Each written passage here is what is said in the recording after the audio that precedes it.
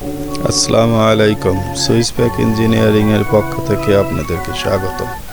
আজকে আমি আপনাদেরকে দেখাবো এলইডি লাইটের যন্ত্রাংশ এবং আপনারা দেখতে পাচ্ছেন একটি এলইডি লাইটের ড্রাইভার এবং ড্রাইভারের ভিতরে থাকে আইসি এবং ব্রিজ রেকটিফায়ার এবং ড্রাইভারগুলো কিভাবে থাকে তা দেখানো হলো। এবং আপনারা দেখতে পাচ্ছেন একটা পিসিবিতে এলইডি লাইটের দানাগুলো সিরিজে সংযুক্ত করা থাকে এবং পিসিবির সঙ্গে ড্রাইভার সংযুক্ত করা হয়।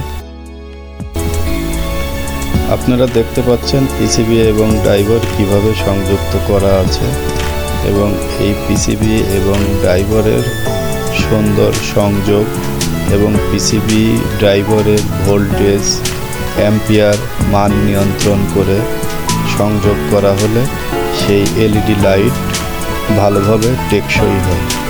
যদি আমাদের পিসিবি এবং ড্রাইভারের সমন্বয় না থাকে তাহলে সে লাইটগুলো খুব একটা ভালো টেকসই হবে না। এখন আপনারা দেখতে পাচ্ছেন কিভাবে এলইডি লাইট ফিটিং করা হচ্ছে হাউজিংয়ের ভিতর বা বডির ভিতর। বডিকে আমরা হাউজিংও বলি বা এলইডি লাইটের বডিও বলা হয়। খুব সুদক্ষ কারিগর দ্বারা এলইডি লাইটগুলো ফিটিং করা হচ্ছে, যা আপনারা দেখতে পাচ্ছেন। এবং আপনারা এই খুচরা যন্ত্রাংশ আমাদের এখান থেকে ক্রয় করে আপনারা নিজেরাই এলইডি লাইট তৈরি করতে পারেন। এলইডি লাইটের পিসিবিগুলো পাতা করা থাকে এবং পাতার সঙ্গে ড্রাইভারগুলো সংযোগ করা হয়। ড্রাইভার সংযোগের পরে পাতাগুলো আলাদা আলাদা করা হয়।